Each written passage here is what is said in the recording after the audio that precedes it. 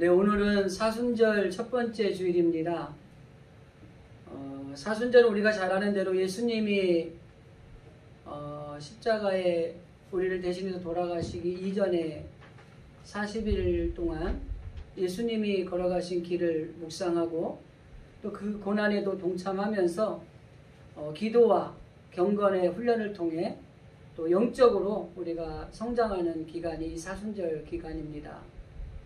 2월달 한 달 동안에 소망이 있는 삶이라고 하는 주제를 가지고 한 달 동안 말씀을 나누기로 또 했기 때문에 2월까지는 사순절에 관한 말씀을 나누지 않고 소망이 있는 삶이라고 하는 주제에 맞는 말씀을 나누도록 하고요. 3월부터 한 달 동안 사순절 절기에 관한 말씀을 통해서 정말 우리가 예수님의 그 순환과 또 열심히 걸어가신 생애를 통해서 정말 우리가 주님의 고난에 동참하는 그 사순절 절기를 또 통한 말씀을 또 받도록 하겠습니다. 2월 한 달 동안에 소망이 있는 삶이라고 하는 주제로 말씀을 나누고 있습니다. 하나님의 백성에게는 소망이 있어야 됩니다. 비전이 있어야 되는 거죠. 소망이 있는 사람과 소망이 없는 사람은 그 결과가 엄청나게 큰 차이가 나게 되어 있습니다. 그래서 2021년 한 해 우리 진실에 속한 성도들이나 또 가정이나 여러분 직장이나 또 사업장이나 정말 하나님 소망이 있는 삶을 살기를 원합니다. 그런 소망을 가지고 살아가는 마음으로 2월 한 달 동안 말씀을 나누는데, 그럼 우리가 어떤 소망을 가지고 살아갈까? 앞에 두 번에 걸쳐서 하나님 형통하게 되기를 원합니다 라고 하는 소망이 있는 삶을 살아가기를 원한다. 그리고 하나님 우리가 복을 받기를 원합니다. 이 복은 세상이 주는 복이 아니라 하나님이 주시는 복을 우리가 받아 누리는 그런 소망을 가지고 살기를 원합니다. 이렇게 두 번에 걸쳐서 말씀을 드렸습니다. 그리고 오늘은 세 번째로 하나님 우리가 사명 주신 것들을 감당하며 살기를 원합니다. 이런 소망을 가지고 살았으면 좋겠다라는 말씀을 오늘 느헤미야라고 하는 이 오늘 성경의 주인공을 통해서 그는 어떠한 사명을 가지고 있었으며 그 사명을 어떻게 감당하는 소망을 이루었는가, 이 말씀을 좀 나누면서 우리들도 동일하게 느헤미야와 같은 사명을 우리가 감당하는 우리들이 되기를 원합니다. 이런 소망을 가지고 살아가기를 원합니다. 인생은 시작이 있으면 끝이 있죠. 출생이 있으면 죽음이 있는 거죠. 그죠? 그런데 저는 시작도 좋아야 되지만 끝이 좋아야 된다는 생각을 하는 사람 중에 하나입니다. 사람들의 만남을 보면 시작은 좋은데 끝이 좋지 않은 사람들이 참 많아요. 그런데 시작은 조금 미약했더라도 이 끝이 좋으면은 그 관계는 평생을 가는 거죠. 근데 시작은 너무 좋았는데 끝날 때 안 좋으면 다시는 보지 않는 원수가 되기도 하더라고요.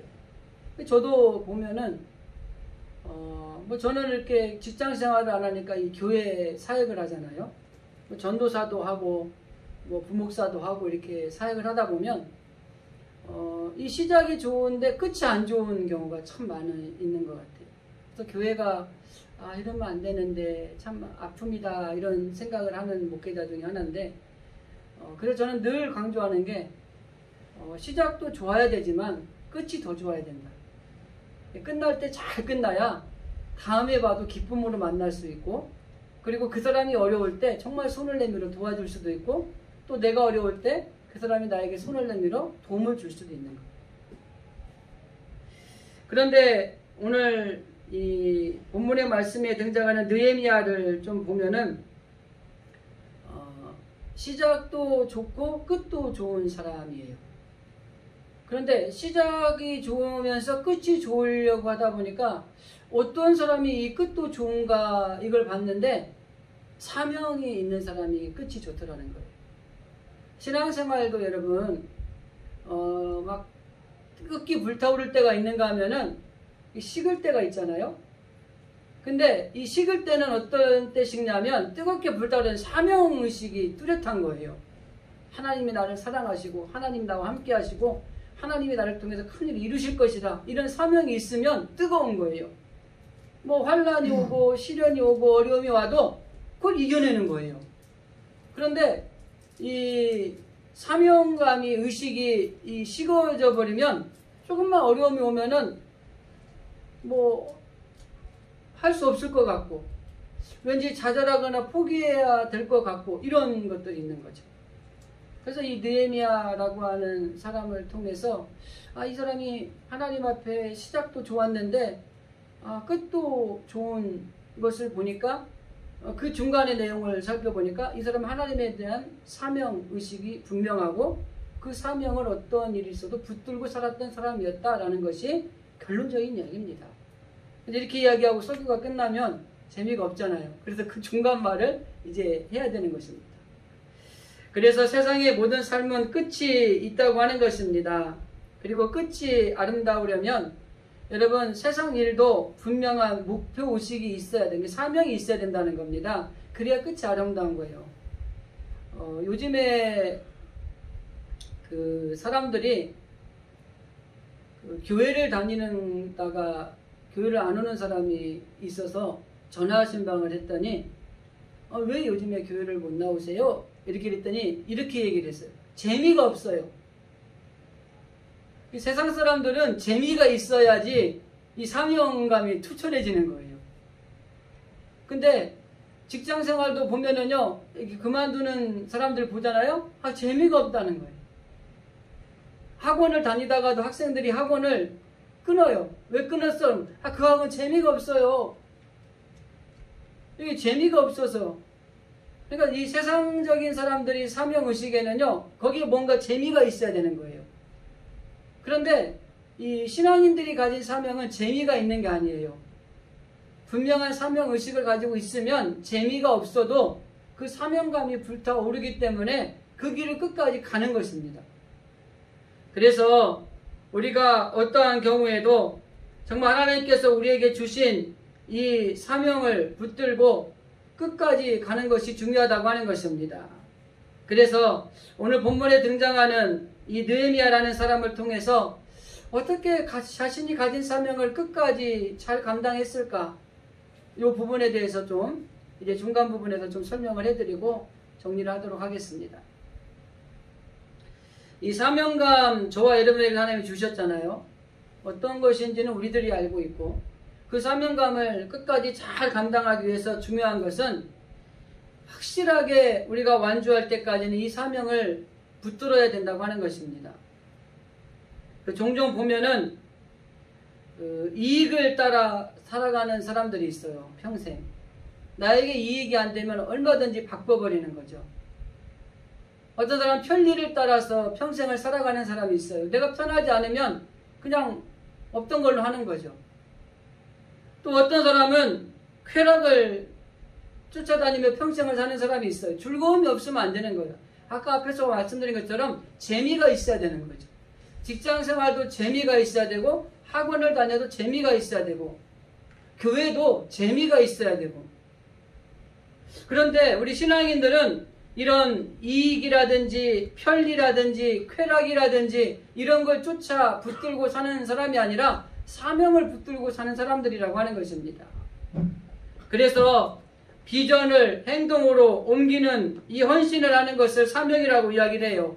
사명을 국어사전에 보면 맡겨진 사명, 맡겨진 일을 감당하는 것 이게 사명이라는 말의 뜻입니다.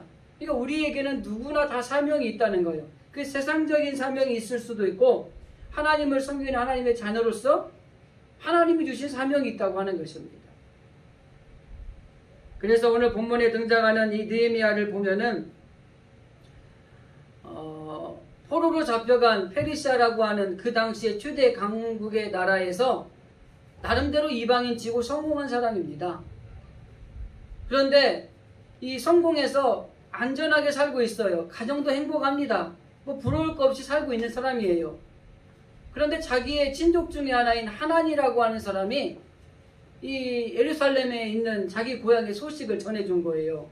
근데 그 소식을 들었는데 그 소식이 비참한 거예요. 성은 불타서 다 무너지고 성벽은 완전히 그냥 허물어져 있고 백성들은 이 영적으로 무지한 상태가 됐고 제사장들은 제사장의 직분을 감당하지 못하고 유다의 지도자들은 이방인들과 합력해서 오히려 청탁해서 부패해 있고 이런 소식을 들은 거예요. 그런 소식을 들은 이 느헤미야가 이제 결단하는 하나님 앞에 자기의 사명을 인식하는 과정의 말씀이 등장을 하는 겁니다.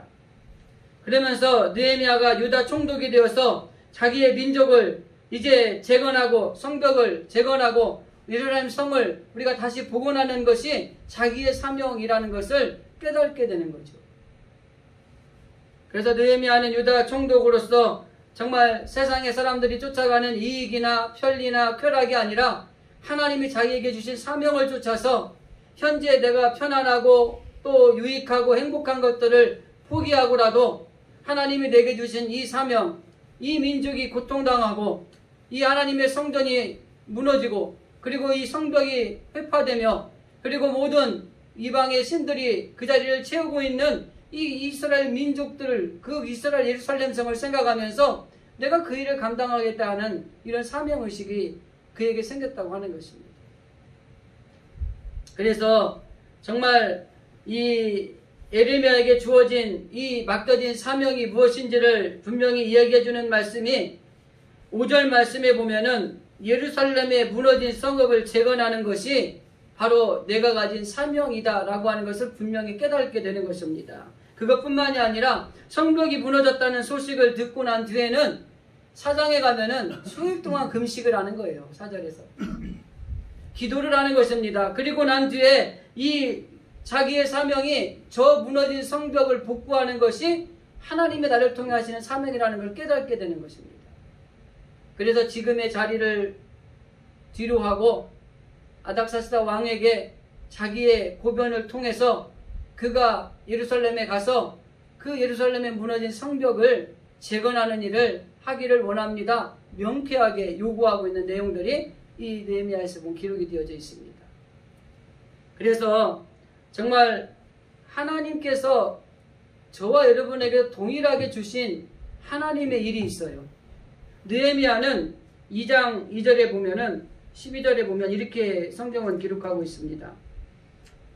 내 하나님께서 예루살렘을 위해 무엇을 할 것인지를 내 마음에 주신 것을 내가 아무에게도 말하지 아니하고 이렇게 되어 있어요. 그러니까 이 느헤미야는 하나님께서 자기에게 예루살렘에서 무엇을 할 것인가를 자기에게 마음에 주신 것이 있다는 거. 이게 사명이라는 거예요. 여러분, 하나님이 저와 여러분을 부르시면서 하나님의 나라와 하나님의 뜻을 이루기 위해서 우리가 무엇을 해야 될 것인가를 내 마음에 두신 일이 있다는 거예요. 근데 이 느헤미야는 저 예루살렘의 성벽이 무너졌는데 저것을 재건하는 것이 하나님이 내게 주신 일이다, 이렇게 생각했다는 것입니다. 여기서 우리가 한 가지 기억해야 될 것은 적어도 우리가 하나님의 자녀고 하나님의 백성이라고 한다면 하나님이 우리에게 하나님의 일을 위해서 내 마음에 두신 일이 있어요. 그걸 깨닫는 게 지혜입니다. 그게 사명이에요. 나를 통해 하나님이 이루시고자 하는 것이 무엇일까? 우리가 보통 그러잖아요. 내가 왜 존재하는가? 존재의식을 묻지 않습니까? 그게 사명입니다. 내가 이 직장을 다니는 존재의식이 뭐고 내가 이 일을 하는 존재의식이 뭔가, 이게 사명이에요. 그렇기 때문에 우리도 마찬가지로 느헤미야가 하나님 앞에 고백하는 것처럼 하나님이 예루살렘을 위해서 내게 마음에 두신 일이 있다는 거예요. 그리고 그것은 앞에서 말씀드린 것처럼 예루살렘에 무너진 성벽을 다시 수축하는 것이 하나님이 내 마음에 두신 일이다. 이걸 깨달은 것입니다. 그러고 나니까 세상의 이익이나 편리나 쾌락이나 내가 지금 안전이나 행복이 중요한 게 아니라 하나님이 내게 주신 이 사명을 이루기 위해서 내가 이 모든 걸 포기하고라도 지금 예루살렘으로 가야 하는 것이 내 길이라는 것을 당당하게 왕에게 요구할 수 있는 것입니다.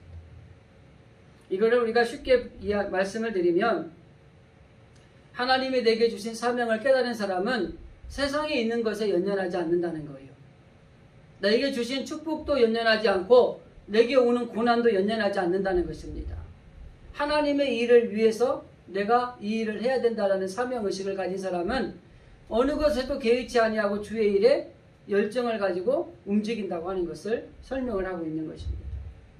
그래서 올 한해 매년 우리가 하나님이 내게 주신 사명이 있다는 걸 알지만은 특별히 올해 저와 여러분의 마음에 두신 일, 하나님이 그 일이 어떤 것인가를 분명히 깨닫는 올 한해 우리들의 마음에 두신 일들이 되었으면 좋겠다는 생각을 합니다. 그리고 난 아직도 그걸 잘 모르겠다. 그러면 기도하시면 돼요. 하나님 앞에 하나님께서 나를 하나님의 자녀를 삼으신 목적이 무엇입니까? 내가 그걸 확실히 모르겠는데 하나님 온전히 깨닫기를 원합니다.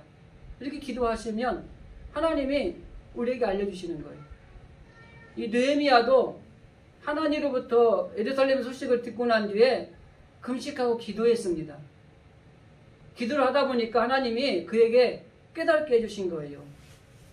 네가 해야 될 일이 무엇인가 깨닫게 해주신 거예요. 그리고 그렇게 기도하며 금식하며 기도했더니 하나님이 이 느헤미야에게 예루살렘에서 무엇을 해야 되신가를 하나님이 내 마음에 둔 것을 깨닫게 된 거예요. 이 깨닫는 게 여러분 신앙의 중요한 요소입니다.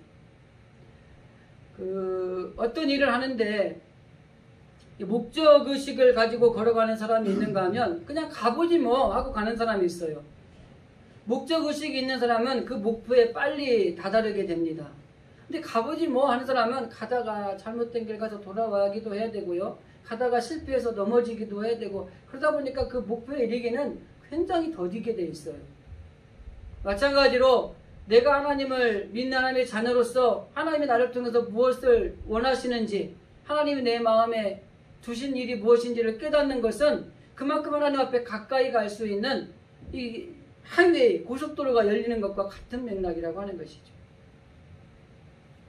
그래서 믿음의 사람에게는 하나님께서 이 땅에 맡겨준 분명한 임무가 있다는 이런 사명의식을 갖는 것이 매우 중요합니다. 예전에 한번 말씀드렸지만은 길가에 청소부가 이 길을 쓸면서 내가 이 다른 사람들이 버린 거를 내가 왜 이걸 하고 있어야 돼 하면서 투덜거리고 길가를 쓰는 사람이 있는가 하면 내가 이 지구의 한 모퉁이를 쓸고 있다는 이 의식을 가지고 쓰는 사람이 있어요. 저는 모르긴 몰라도 그 생각의 차이가 그 사람의 가는 성공의 가도에 놀라운 변화를 주었을 거라는 생각을 합니다. 내가 이렇게 교회 다니면서 힘들고 어렵고 뭐 고난만 당하고 뭐 또 덕보는 것도 없는 것 같은데 이래야 되는가 하면서 신앙생활 하는 사람도 있는가 하면 그래 그 고난을 통해서 또 하나님이 이 일을 통해 나에게 주실 축복을 기대하고 지금 힘들고 어렵지만 이 또한 하나님이 주시는 계획이 있을 것이라는 믿음으로 기도하며 나가는 사람과는 이 신앙의 차이가 엄청나게 차이가 있을 거라는 거죠. 저는 종종 말하지만 맞고 할래 그냥 할래 그러면 그냥 하는 게 훨씬 이익입니다. 맞으면 아프잖아요. 제가 어릴 때 참 초등학교 때인데 저희 할아버지가 한문 공부를 집에서 항상 시키셨어요. 근데 제 위에 바로 형님은 아주 성실한 스타일이고요. 나는 좀 뺀질거리는 스타일이에요. 그래서 이 종이 한 장 깜지를 한문으로 써야지 검사를 해가지고 물어봐서 이거 틀리면 또 하나 틀 때 종아리 한 대씩 맞는 거예요. 근데 우리 형님은 참 열심히 해요. 난 대충 막 크게 크게 써가지고 채워갖고 가서 근데 또 물어보는데 알지도 못해가지고 맞는 거예요. 근데 나중에 깨달은 게 뭐냐면 이거 맨날 할 거면은 가서 이왕에는 안 맞아야 되겠다. 그래서 그 다음에 마음을 잡아먹고 이제 열심히 해가지고 가서 물어보면은 이게 무슨 글자야 딱 회초리로 대면은 딱 맞춰야 되는 거예요. 모르면은 이제 기억을 해뒀다가 나중에 끝나고 나서 이제 회초리로 맞는 거예요, 종아리를. 그래서 깨달은 게 뭐냐, 안 맞고 하는 게 좋은 거구나. 안 맞고 지나가는 날이 그렇게 행복한 거예요. 근데 그 안 맞고 지나간 날은 왜 행복하냐? 열심히 공부를 한 거를 물어봤을 때 대답을 당당하게 했다는 거예요. 여러분 우리가 신앙생활하고 난 다음에 뭐 중간에도 맞겠지만은 마지막 하나님의 심판대에 섰는데 하나님이 이렇게 물어봤는데 대답을 못해가지고 땡 탈락. 얼마나 이거 억울해요. 그죠?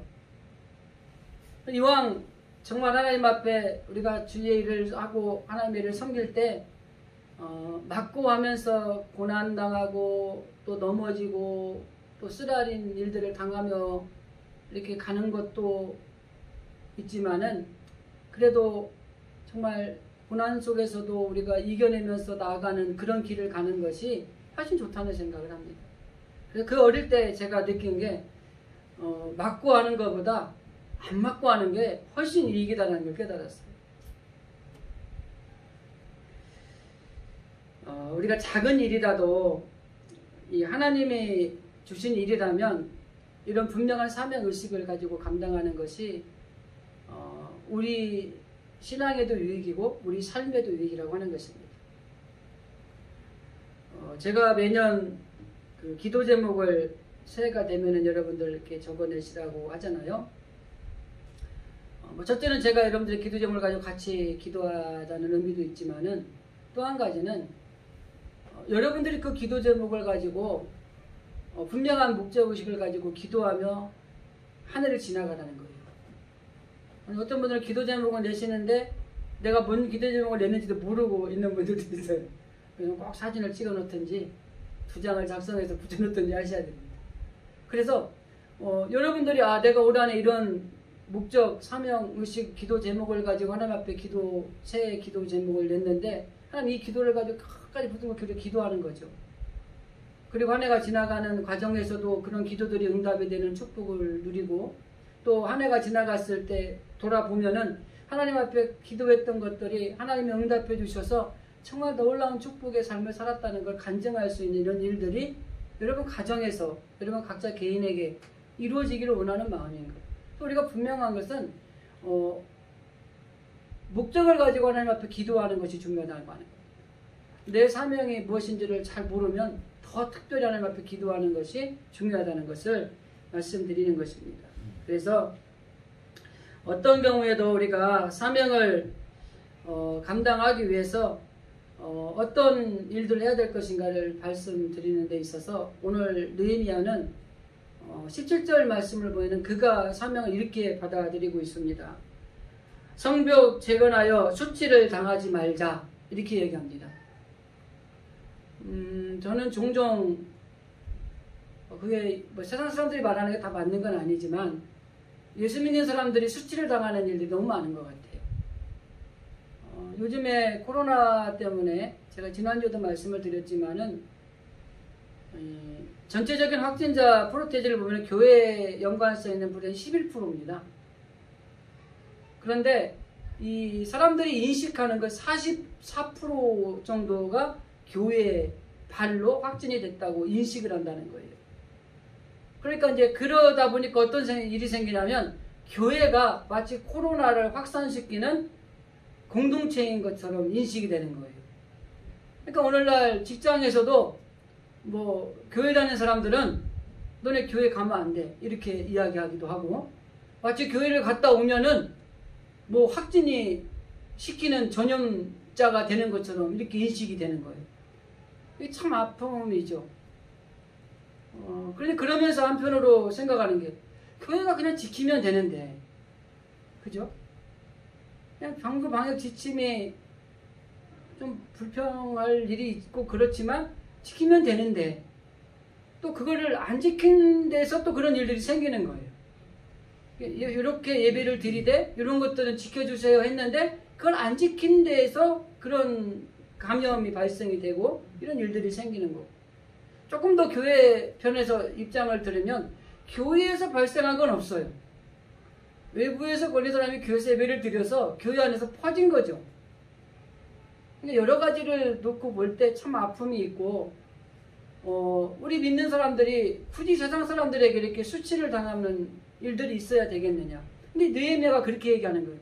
우리가 이 성벽을 재건해서 저 이방인들에게 수치를 당하지 말자 이렇게 이야기하는 겁니다. 그래서 저는 예수 믿는 사람은 잘 살아야 되는 게 좋은 것 같기는 해요. 가난한 것보다는 부자로 살으셔야 됩니다. 질병이 허덕이기보다는 강건하고 건강하게 사셔야 돼요.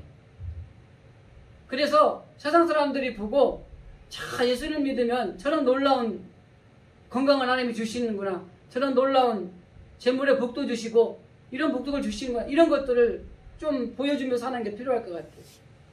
근데 너무 또 그쪽에 빠지지는 마시고, 그 복 또한 누가 주세요? 하나님이 주시는 거잖아요. 우리가 평생 정말 붙들고 살아야 될 사명이라고 하는 것은 예수님이 말씀하시는 것처럼 내가 이 땅에 온 목적을 얘기하실 때 섬김을 받으려고 온 것이 아니라 섬기려 하고, 그 다음에 내 목숨을 너희를 대속하기 위해서 주기 위해서 왔다. 그리고 그 사명의식을 분명히 가지고 예수님 이 땅에 오시고 십자가에서 그 사명을 완수를 하시잖아요. 십자가에 자신의 목숨을 내어놓고 피 흘려 돌아가심으로 인해서 오늘날 우리들의 모든 죄를 도말하시고 우리를 자유하게 해주시는 그 사명을 완수하시는 게 예수님의 모습이잖아요. 그렇기 때문에 교회에서도 그렇고 가정에서도 그렇고 여러분 직장에서도 마찬가지고 이 나라도 마찬가지고 분명한 사명을 감당하기 위해서는 그 사명을 완수할 때까지 끝까지 붙들고 있어야 된다는 거예요. 중간에 포기하거나 놓지 마시라는 거예요. 내가 하나님의 자녀로 택감을 받았으면 주님 오실 때까지 하나님의 자녀로 가셔야 되는 거예요. 중간에 좀 힘들다고 손을 놓아버리고 거기를 떠난다든지 이러면 안 되는 거예요. 끝까지 완주할 때까지, 주님이 오시는 그날까지 우리는 끝까지 이 사명을 붙들고 그 길을 걸어가는 것, 이게 여러분 온전히 사명을 감당하는 첫 번째 비결이라고 하는 것입니다. 여러분들도 좀 힘들고 어려움이 분명히 있습니다. 그러나 그 중 안에도 하나님이 내게 주신 사명을 분명히 의식하고 그 사명을 따라 걸어가고 정말 완수할 때까지 걸어가겠다는 이런 마음을 결단을 가지고 가시다 보면 하나님이 그 일들을 통해서 놀라운, 앞에 말한 형통의 복을 주시고 하나님이 주는 복을 받는 이런 놀라운 일들이 정말 우리 삶 가운데 일어나게 된다고 하는 것입니다. 사명을 감당하기 위해서 정말 중요한 요소가 오늘 본문의 느헤미야의 전체적인 내용에서 축약이 되어 있는데 좀 짧게 말씀을 드리면, 사명을 붙들고 완주하기 위해서는요, 수많은 장애물이 있는데 그 장애물을 극복해야 됩니다. 자, 느헤미야의 이야기만 좀 축약해서 말씀을 드릴게요. 느헤미야가 사명을 붙들고 예루살렘으로 가기로 결정을 합니다. 이 세상에 이 편리한 안주한 것들을 다 포기하고 예루살렘으로 가요. 그런데 얼마나 이게 결핵한 마음입니까? 그죠? 그리고 그 정도면 하나님이 복을 줘가지고 쫙 앞길이 열리게 만들어 줘야 되는 거 아니에요? 우리 그런 생각 잘 하지 않습니까? 내가 하나님 앞에 이렇게 결단하고 하나님 뜻대로 살으려고 애를 쓰고 정말 이렇게 기도하면서 이렇게 헌신하고 봉사했는데 그러면 잘 돼야 되잖아요. 근데 안 돼. 방해하는 사람도 많고 힘들게 하는 사람도 많고 비웃는 사람도 많고 막 겁을 주는 사람도 많고 되는 일이 없어요. 이거 포기하고 싶은 일들만 생기는 거예요. 참 이거 불공평하잖아요. 그죠? 근데 오늘 두 번째 단락에서 제가 말씀드리고 싶은 게 그겁니다. 자기의 모든 거, 행복이라든지 이익이라든지 편리라든지 어떤 보장된 모든 안전이라든지 이런 걸 포기하고 내가 왕에게 진언을 해가지고 예루살렘 성으로 왔어요. 와서 그에게 닥친 일들이 뭐냐면, 첫 번째, 조소와 비웃음이 있는 거예요. 산발랏, 도비아라고 하는 사람들이 비웃는 거예요. 야, 너희들이 뭘 하겠다는 거야? 네 힘으로 할 수나 있어? 우리 신앙생활 하다 보면 그런 말 많이 들어요. 교회 다니면 뭐 해준대? 교회 가면 뭐 잘되게 해준대? 이런 세상 사람들의 비웃음, 조롱거리가 얼마나 많아요. 그럼 우리가 할 말이 있어야 돼요. 그 할 말이 있어야 되는 게 어디에 있냐면 사명의식이 있느냐 없느냐에 따라 달라지는 거예요. 그런 말을 들으면 이 사명의식이 불투명한 사람은요, 뭐라고 생각하냐면 정말 그런가? 내가 몇십 년 신앙생활하고 교회 다니고 헌신하고 봉사하고 막 이렇게 했는데 저 사람 얘기를 들어보니까 그런 것 같으네? 이걸 극복하셔야 돼요. 근데 지금 느헤미야가 성으로 왔는데 처음 만난 이 산발랏, 도비아를 비롯한 이방인들이 하는 말이 너희들의 힘으로 어림도 없다는 거예요. 너희들이 성벽을 건축한다고? 한번 해보라는 거예요. 조소와 비웃음, 비아냥. 그러면서 뭐라고 해요? 여우가 올라가도 무너질 성벽인데 너희들이 뭘 하겠어? 이런 장애물이 첫 번째 오는 거예요. 근데 느헤미야는 그런 장애물이 올 때 앞에서 언급을 한번 했습니다. 그렇게 되니까 이 이스라엘 자손들에게 신앙을 종용합니다. 그런 조소와 비웃음 가운데서도 우리가 더 하나님을 의지하고 우리가 하나님 앞에 든든하게 서야 될 것들을 이야기를 하고, 그리고 난 뒤에 이 비웃음과 야유에 대해서 이렇게 설명을 합니다. 4장 4절 이하의 말씀에 보면 우리 하나님이여 들으시옵소서. 우리가 업신여김을 당하나이다. 원하건대 그들이 욕하는 것을 자기들의 머리에 돌리사 노략거리가 되어 이방에 사로잡히게 하시고 주 앞에 그들의 악을 덮어두지 마시며 그들의 죄를 도말하지 마옵소서. 이렇게 표현하고 있는 거예요. 자, 비웃음과 조소가 그들에게 있을 때 느헤미야가 처음 한 게 뭐냐면 하나님 앞에 기도했다는 겁니다. 하나님, 저들이 우리를 비웃습니다. 저들이 우리를 비아냥거립니다. 저들을 내버려 두지 마시고 저들의 죄를 도말하지 마시고 저들의 죄를 악한 것들을 덮어두지 마십시오. 이렇게 기도를 하는 거예요. 그리고 나서 그 장애물을 이겨내고 있는 느헤미야의 모습이 등장을 하는 것입니다. 이스라엘 백성들은요, 광야 40년 동안 이 애굽에서 해방시키고 나니까 어려움이 닥칠 때마다 원망을 했어요. 여러분, 어려움이 닥칠 때 제일 쉬운 첫 번째 방법이 뭔지 아세요? 어려움이 닥치면 포기하면 됩니다. 두 번째는 원망하는 거예요. 그런데 사명이 있는 사람들은요, 하나님 씨 사명을 붙드는 거예요. 포기하거나 원망하는 게 아니라 그런 비웃음과 조소 속에도 하나님 앞에 기도하면서 하나님이 나를 이 땅에 보내신 그 사명을 다시 한번 되새기는 거예요. 그래서 결과적으로 정말 예수님도 말씀하시는 거지 기도 외에는 이런 유가 나갈 수 없다고 말씀합니다. 어떤 장애물이 와도 기도로 극복할 수 있다는 겁니다. 여러분의 신앙의 삶의 자리에 누군가 비웃음과 조소를 여러분들에게 이야기하거든 기도하십시오. 그리고 여러분들의 사명을 다시 한번 굳건하게 세워서 그걸 이겨내시고 극복하셔야 여러분의 사명을 온전하게 잘 감당할 수 있다는 겁니다. 비웃음과 조소를 통해서 이를 극복하니까 두 번째 쓰는 방법이 공포를 조성합니다. 이 대적자들이 조롱하고 조소하니까 그거에 안 먹히는 거예요. 그러니까 공포를 조성하는 겁니다. 그래서 이 이스라엘 민족들을 향해서 이야기합니다. 내가 너희들을 쳐들어가서 너희들을 멸하리라. 죽이겠다는 거예요. 한 번도 아니고 10번씩이나 그런 공포감을 조성하는 겁니다. 그런데 느헤미야는 분명히 말하고 하나님 앞에 기도하면서 오히려 이스라엘 백성들의 한 손에는 일하는 도구를, 한 손에는 칼과 창을 들게 해서 방벽을 하면서 열심히 성벽 건축하는 일에 더 매진하는 이런 극복의 모습을 보여주는 거죠. 이것도 통하지 않으니까 간계와 정상 모략을 가지고 일합니다. 꾀를 내는 거예요. 야, 이거 안 되겠어. 느헤미야, 우리 좀 만나자. 우리가 대화를 좀 하자. 근데 그 대화를 하자고 하는 것은 그를 꿰어내어 죽이고자 하는 관계가 있는 것을 깨닫고 만나지 않았어요. 그럴 것도 안 되니까 그 페르시아 왕에게 편지를 씁니다. 이들이 여기에서 왕에게 반역을 꾀하고 있습니다. 중상모략을 하는 거예요. 우리가 살다 보면은요, 무슨 일 하다 보면 이런 장애물들이 생기잖아요. 더 나아가서 거짓의 장애물들입니다.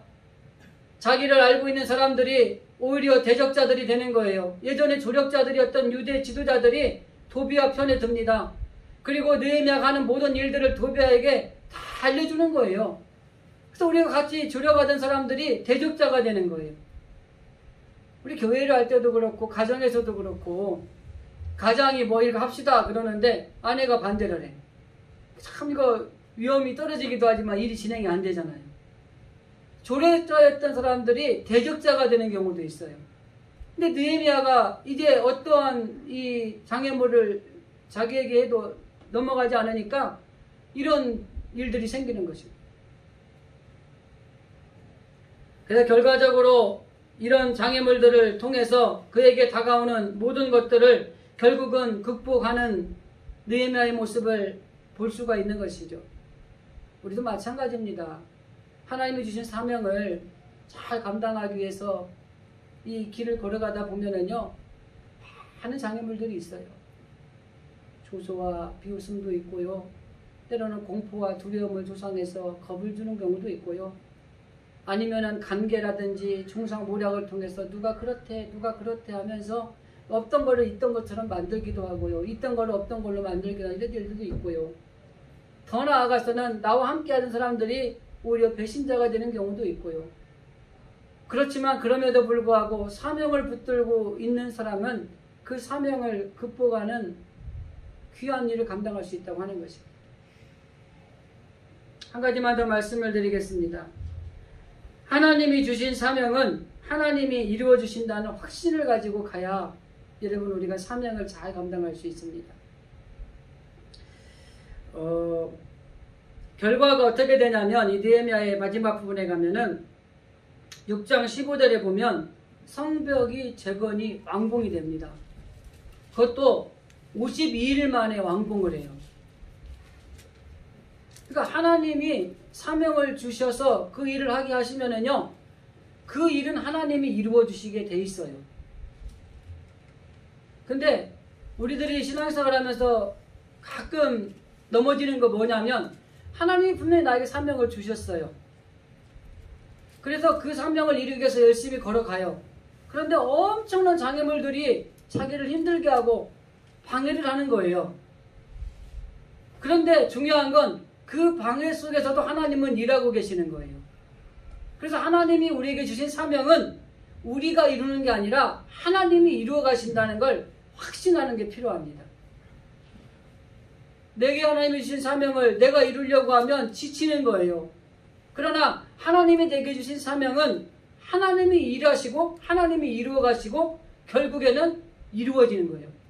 오늘 6장 15절에 보면 52일 만에 적어도 엄청난 약 142년 동안 무너져 있던 이 성벽이 완공이 됩니다.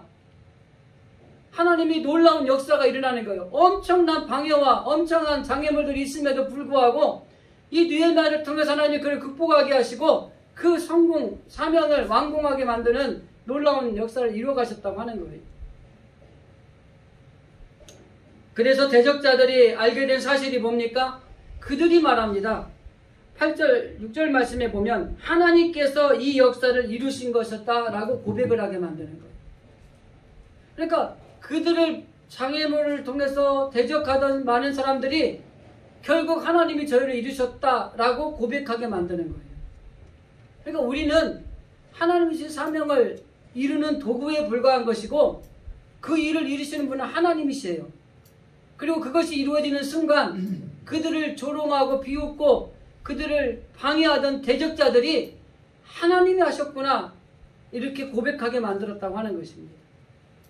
여러분 우리가 그런 사명자들이 되어야 된다. 느헤미야는 고백합니다. 2장 8절 말씀에 보면 하나님의 선한 손이 도와주셨다. 18절 말씀에서도 하나님의 선한 손이 우리를 도와주셨다. 그리고 우리가 읽은 마지막 20절에도 하나님이 우리를 형통하게 해주셨다. 이렇게 말씀하고 있는 겁니다. 이 말을 한마디로 요약하면 하나님이 우리에게 주신 사명은 하나님이 이루신다는 것입니다. 이걸 우리가 확신하는 게 필요하다는 거예요. 우리가 종종 사명에 감당하다가 무너지는 경우가 내가 이 사명을 이루어야 된다고 생각을 하는 거예요. 그러나 나는 하나님의 사명자로서 그 사명을 이루는 도구에 불과한 것이고 그 일을 행하시고 그 일을 이루시는 분은 오직 여호와 하나님이 하신다는 것입니다. 여러분 이걸 우리가 알고 있어요. 그래서 우리에게도 하나님이 내게 주신 사명은 나를 통해 하나님이 이루신다는 이런 고백이 필요한 것입니다. 그래야만이 여러분들이 주신 사명을 끝까지 붙들고 어떤 어려운 가운데서도 이겨낼 수 있는 것입니다. 말씀을 정리하겠습니다. 세상에 주어진 일이나 하나님을 섬기는 믿음의 일이나 우리가 걸어가다 보면은 많은 어려움들이 있어요. 우리를 알아주지 않는 일들도 많고요. 그렇지만은 적어도 하나님이 우리를 통해서 이루시고자 하는 계획, 뜻이 있으시다면 그 뜻은 결국은 이루어집니다. 그런데 이 뜻이 이루어지는데 내가 이루는 게 아니고 이 사명을 주신 하나님이 나를 통해서 일하시고 그리고 나를 통해서 그 일을 이루어 가시는 거예요. 그래서 문제를 주시고 답이 있고 그 중간에 답을 내가 푸는 게 아니라 나를 사용하셔서 하나님이 풀어가시는 것이다. 이 의식을 가지고 있어야 하나님이 저와 여러분에게 주신 사명에 끝까지 우리가 감당하는 도구가 될 수 있는 것입니다. 여러분 2021년 한 해 소망이 있는 삶을 사시기를 바랍니다. 형통하게 하옵소서, 복을 받게 하옵소서, 하나님 주신 사명을 감당하게 하옵소서. 특별히 오늘 사명을 감당하는 이 믿음의 삶을 살아가기 위해서 확실하게 완주할 때까지 이 사명을 붙들고 놓지 않게 하옵소서. 더 나아가서 사명을 붙들고 완주하는데 다가오는 어떠한 장애물도 극복하며 이겨내게 하옵소서. 그리고 이 하나님이 주신 이 사명은 결국 나를 통해서 하나님이 이루신다는 것을 믿음으로 고백하며 나아가게 하옵소서. 바로 이런 사명 감당에 우리 진실의 모든 성도들이 정말 하나님 앞에 온전하게 쓰임받기를 주님의 이름으로 간절히 기도드립니다. 기도하겠습니다.